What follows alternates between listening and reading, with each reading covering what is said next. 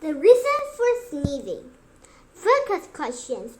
What happens to our bodies when we sneeze? The reason for sneezing is really quite clear. You breathe in some dust and blow it out in the air. Your nose gets a tickle. Because of this dust, your body rejects it.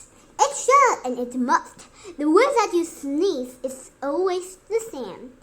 Information is sent to your lungs from your brain. Many muscles contract to push the sneeze through that your diaphragm, belly, and chest muscle too. Your eyes shut, your tongue on the roof of your mouth. This forces your nose to blow that breeze out and blow out its wells. It exploded with great powers.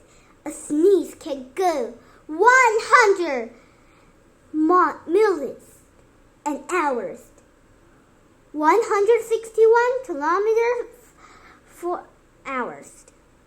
Are you sick in bed with a cold or flu? You know this will cause you to sneeze a lot too. Think of a sneeze as a natural armor. A sneeze is a defense that keeps us from harm.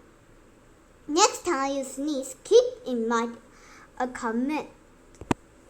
Cover your nose with your arm or your hand.